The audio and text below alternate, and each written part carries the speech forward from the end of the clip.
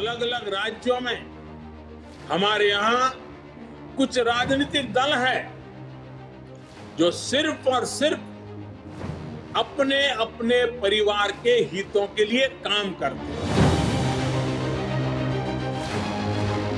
कौन सी पार्टी है? RJD, Lalu, Rabri, Tejashwi, Tej Pratap, full stop. मित्रों, ये याद रखो, the only political party now which is fighting as a national party is भारतीय जनता पार्टी।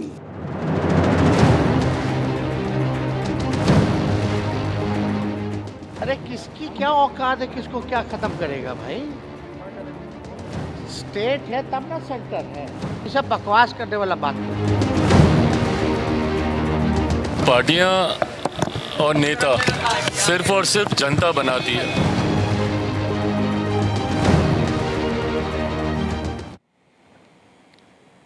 नमस्कार, आप देख रहे हैं प्योर पॉलिटिक्स, साथ में आपके शिखा ठाकुर। देश में क्षेत्रीय दलों की संख्या काफी है और कई राज्यों में क्षेत्रीय दल मजबूत स्थिति में हैं और कई राज्यों में तो उनकी सरकारें हैं। लेकिन दो बड़े राष्ट्रीय दलों का रुख इन दलों के प्रति कुछ बदला सा इस वक्त आ रहा है। दरअसल हुआ ये कि बीजेपी के राष्ट्रीय अध्यक्ष जेपी नड्डा ने एक बार फिर से ये बहस छेड़ दी है कि क्षेत्रीय पार्टियों का क्या भविष्य होने वाला है। क्या वो खत्म हो जाएंगी या अब ऐसा समय आ गया है कि और ज्यादा मजबूत ये पार्टियां हो जाएंगी। जेपी नड्डा 5 अक्टूबर को पटना गए थे, जहां उन्होंने कहा कि क्षेत्रीय पार्टियां परिवारवाद और भ्रष्टाचार को बढ़ावा देती हैं, इसलिए ये खत्म हो जाएंगी। इससे ठीक 14 महीने पहले 31 जुलाई 2022 को भी पटना में ही जेपी नड्डा ने ये बात कही। उन्होंने उस वक्त कहा कि बीजेपी अपनी विचारधारा पर चलती रही तो क्षेत्रीय पार्टियां देश से खत्म हो जाएगी। एक साल बाद जब नड्डा ने फिर से ये बयान दिया तो इस पर बहस छिड़ना तय था। इस बार उनके बयान का बीजेपी की सहयोगी क्षेत्रीय पार्टियां विरोध नहीं कर रही हैं, बल्कि अपनी अलग व्याख्या करके किसी तरीके से अपने को बचाने की कोशिश कर रही है। लेकिन अब सवाल ये उठता है कि क्षेत्रीय पार्टियों का भविष्य आखिर है क्या। आज प्योर पॉलिटिक्स में इस पर हम विस्तार से चर्चा करेंगे। लेकिन ये विवाद फिर से क्यों शुरू हुआ, ये जानने के लिए आप जेपी नड्डा और उस पर तेजस्वी यादव ने क्या कुछ कहा है, पहले वो सुनिए। Mehbooba Mufti, family party. पंजाब, अकालियों की लड़ाई लड़ते लड़ते Prakash Singh Badal, Sukhbir Badal reduce to a family party. इतना बड़ा उत्तर प्रदेश, कांग्रेस पार्टी राज करती थी। They have number of chief ministers. आज कांग्रेस के पांव उखड़े और 24 करोड़ की जनता में अब भारतीय जनता पार्टी लड़ती है तो एक रीजनल पार्टी से लड़ती है, समाजवादी पार्टी से। अब बिहार आइए, मैं कल पटना था। कौन सी पार्टी है? RJD, Lalu, Rabri, Tejashwi, Tej Pratap, full stop. Family party. अब बंगाल आइए, टीएमसी, तृणमूल कांग्रेस, किसकी पार्टी है? पीसी भाईपो। पीसी मतलब बुआ, बुआ मतलब ममता और उनका भतीजा मतलब भाईपो, वो अभिषेक बैनर्जी। उसके बाद बाकी सबकी छुट्टी, बजाओ झंझना बजाओ। Family party. झारखंड आइए, किससे हम लड़ रहे हैं? झारखंड मुक्ति मोर्चा, शिबू सोरेन, हेमंत सोरेन, उसका भाई, उसकी पत्नी, बाकी छुट्टी। शिवसेना, उद्धव और आदित्य, बाकी छुट्टी। और अब कांग्रेस पार्टी भी, कोई नेशनल पार्टी नहीं रह गई है। सोनिया, राहुल, प्रियंका, बाकी। इसलिए मित्रों, ये याद रखो, the only political party now which is fighting as a national party is Bharatiya Janata party. किसकी क्या औकात है, किसको क्या खत्म करेगा भाई? स्टेट है तब ना सेंटर है, राज्य है तब ना केंद्र है। और रीजनल्स पार्टी अपने रीजन की बात, अपने स्टेट की बात प्रमुखता से उठाती है। जितना रीजनल पार्टी को पता है बिहार के बारे में हम लोगों को, उतना क्या नड्डा जी, मोदी जी को पता होगा? तो ये सब बकवास करने वाला बात करना। तो जेपी नड्डा को आपने सुना और तेजस्वी की प्रतिक्रिया भी आपने सुन ली। हमारी पॉलिटिकल एडिटर अदिति नागर इस वक्त मेरे साथ जुड़ गई हैं। अदिति, अब देखिए एक बहस फिर से छिड़ गई है देश में कि क्या क्षेत्रीय पार्टियां परिवारवाद और भ्रष्टाचार को बढ़ावा देती है। क्या है आपका टेक? देखिए, इसको समझना इस तरीके से होगा, दोनों ही पूरक हैं एक दूसरे के। क्षेत्रीय पार्टी, अगर हम 1951 से बात करें और आज तक की बात करें, तो अगर आप भारत के मैप में देखेंगे तो 1951 में सिर्फ एक पार्टी हुआ करती थी। करते करते करते जब 2009 आया, उसके बीच में काफ़ी क्षेत्रीय पार्टियां निकली। फिर अब मैं आपको लोकसभा चुनाव की बात करूं तो किस तरीके से 1998 में जब एनडीए का गठबंधन बना, तो फिर 99 में सरकार बनी भारतीय जनता पार्टी एनडीए की। ठीक वैसे ही 2004 में यूपीए का गठबंधन बना। तो क्षेत्रीय पार्टियों को ज़रूरत है अब कि अपने अस्तित्व को बचाए रखने के लिए उनको नेशनल पार्टी के साथ गठबंधन करना है, तभी जाके वो नेशनल पॉलिटिक्स में बड़ी बन सकती हैं।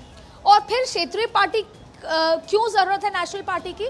क्योंकि नेशनल पार्टी जैसे कि भारतीय जनता पार्टी का जिक्र करें या कांग्रेस का जिक्र करें या आज के ज़माने में इंडिया गठबंधन का, एक तरफ तो ये कहा जा रहा है, इस बात की बात छिड़ गई है, जैसे जेपी नड्डा ने कहा कि क्षेत्रीय पार्टी परिवारवाद, भ्रष्टाचार को आगे बढ़ा रही है।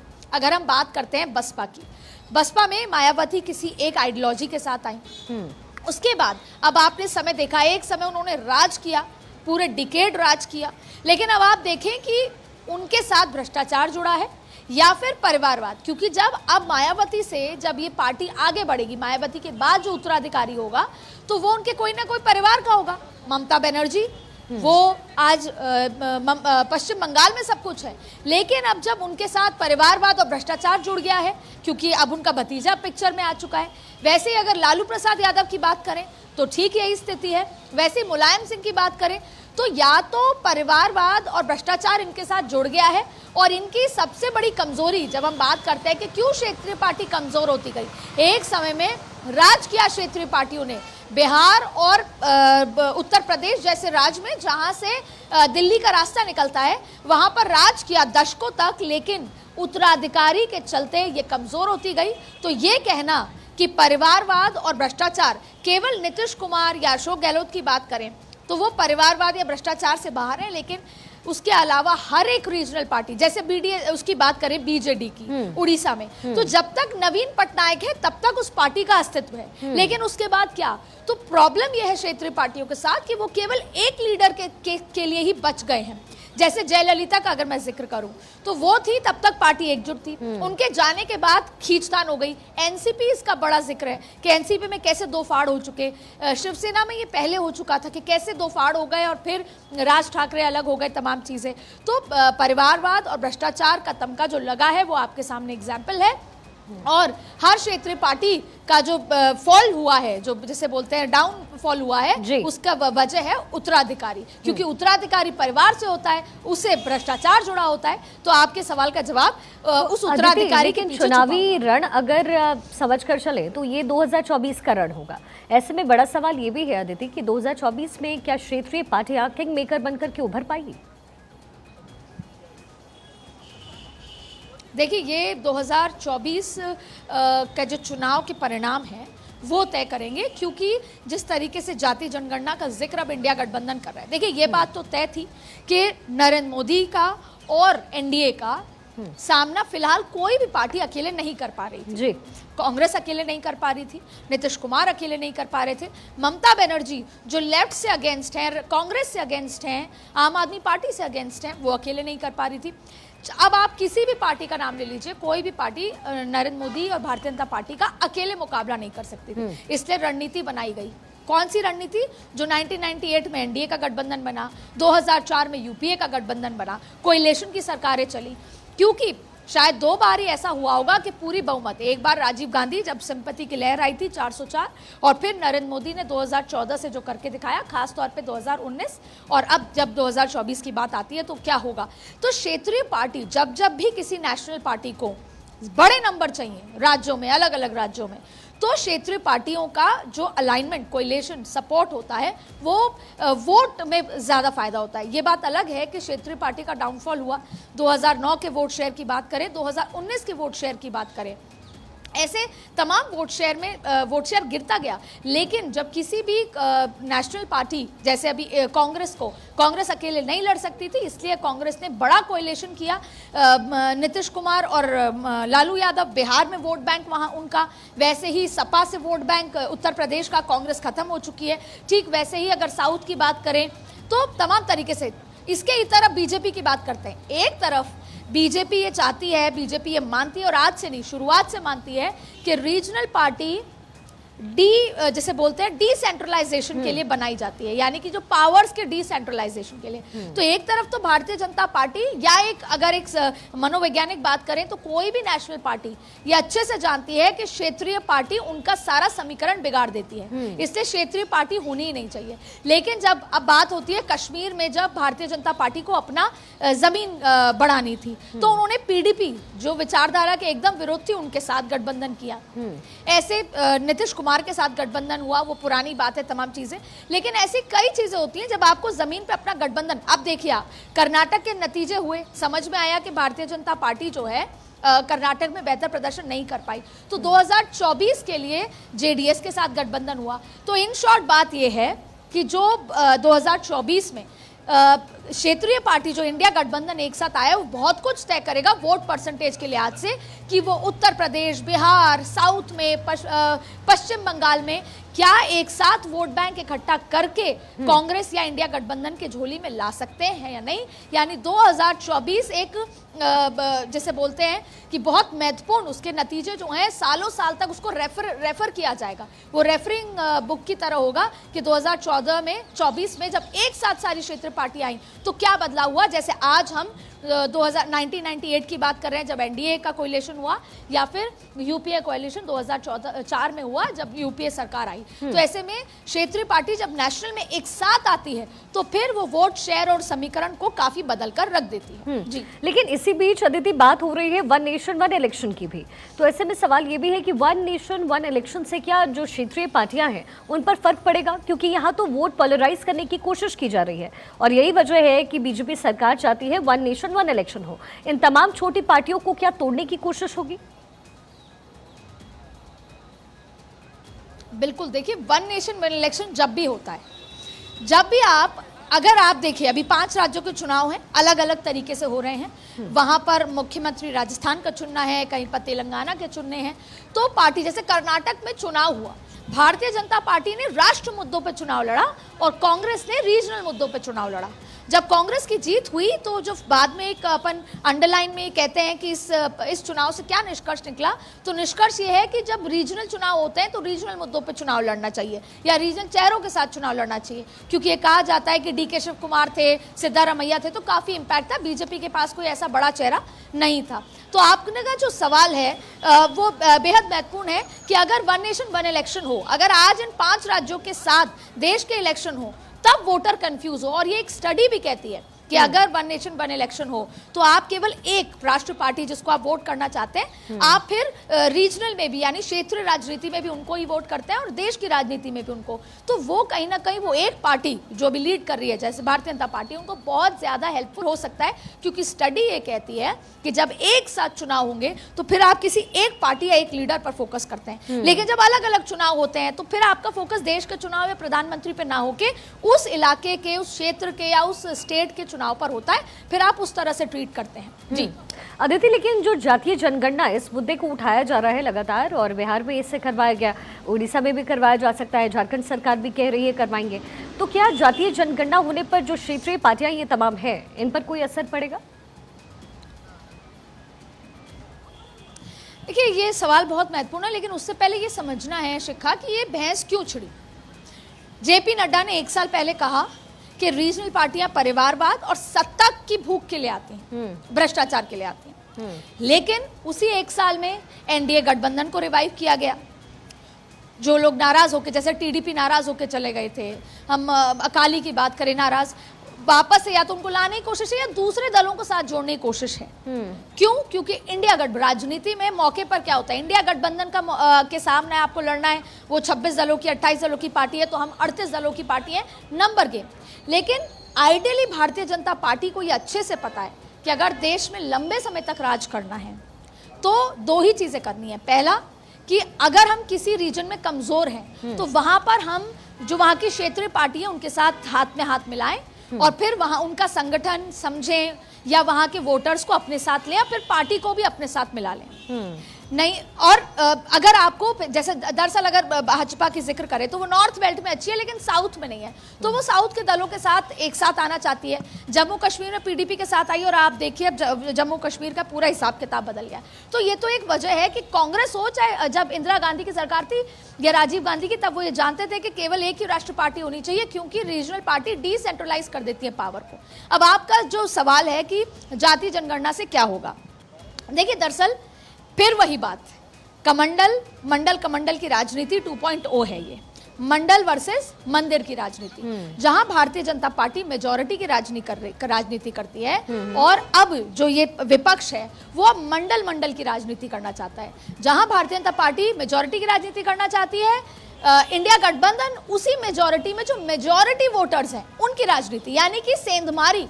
अब आप हिंदू वोट बैंक की अगर बात करते हैं तो उसमें ओबीसी भी आते हैं, ओबीसी बड़ा वोट बैंक है, एससी बड़ा वोट बैंक है, एसटी बड़ा वोट बैंक है देश में।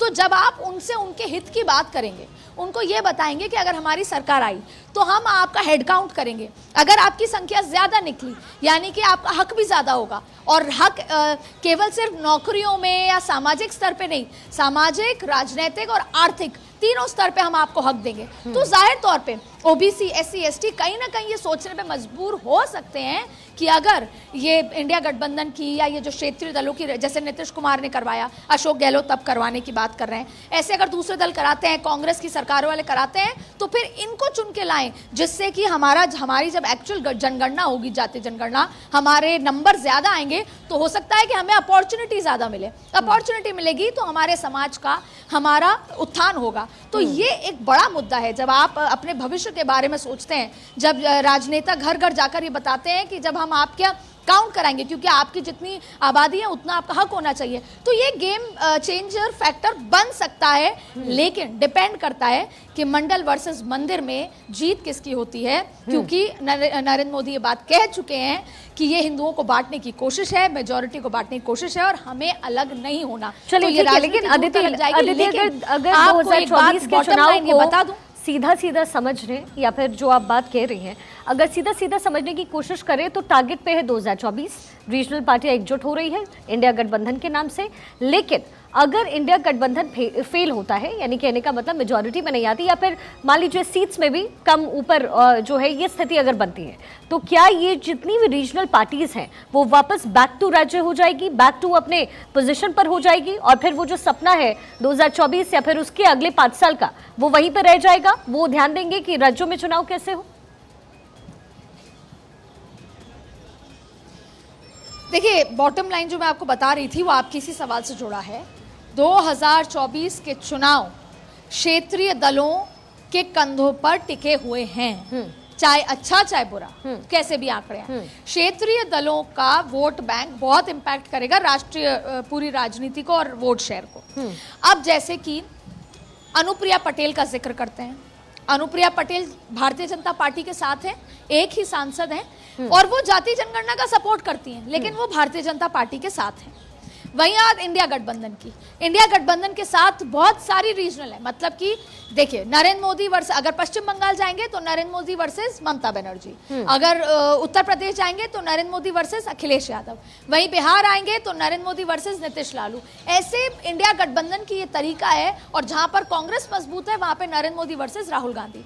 तो सवाल ये उठता है कि अगर इंडिया गठबंधन, क्योंकि बार बार क्या कहा जा रहा है कि हमें अपने ईगो को कम करके, अपने हितों के बारे में कम सोच के इंडिया गठबंधन को जिंदा रखना है। इंडिया गठबंधन जिंदा भी तभी रह सकती है जब एक दूसरे से ईगो क्लैश, कॉम्प्रोमाइज करेंगे। लेकिन अगर इंडिया गठबंधन सीट शेयरिंग में आपस में भिड़ जाती है या फर्ज कीजिए सीट शेयरिंग हो भी जाती है, चुनाव हार जाती है, तो फिर सब अपने अपने बैक टू पवेलियन होंगे, अपनी अपनी राजनीति संभालेंगे, अपने अपने घरों को देखेंगे। लेकिन फिर वही बात है, 2024 का चुनाव गठबंधन की राजनीति का चुनाव है। वहीं जहां एनडीए अपने कुनबे को, जेडीएस को जोड़ लिया, वहीं जहां एनडीए अपने कुनबे को बढ़ाना चाहती है, क्योंकि उसका इस बार का आंकड़ा 400 पार है। हालांकि भारतीय जनता पार्टी को यह लगता है कि वो अकेले दम पे चुनाव जीते भी, लड़े भी और जीते भी, क्योंकि फिर बड़े फैसले फैसले लेने हैं उनको, 370 जैसा फैसला लेना है, क्योंकि 370 जैसे फैसले में रीजनल पार्टीज हमेशा साथ नहीं होती हैं जी। ऐसे में। लेकिन क्योंकि 2024 का चुनाव जरा टेक्निकल है और इंडिया गठबंधन ने कोई एक मनोवैज्ञानिक बदलाव किया है, तो ऐसे में 2024 का चुनाव क्षेत्रीय दलों के कंधों पर लड़ने वाला चुनाव होगा और नरेंद्र मोदी अपने एनडीए गठबंधन को साथ लेकर चलेंगे और कोशिश करेंगे कि 400 पार हो। वहीं इंडिया गठबंधन राहुल गांधी या किसी एक चेहरे के साथ आगे बढ़ेंगे और कोशिश करेंगे जीते या ना जीते नरेंद्र मोदी की जीत को कम या रोका जा सके या 272 के नीचे रखा जा सके, यही पूरी रणनीति है। तो देखिए चुनावी रण जो है वो है 2024 का और रीजनल पार्टीज एक साथ एकजुट इस वक्त हो रही है क्योंकि टारगेट पर 2024 का आम चुनाव है। बहुत बहुत शुक्रिया अदिति आपका हमारे साथ जुड़ने के लिए और इसी के साथ प्योर पॉलिटिक्स में आज के लिए बस इतना ही।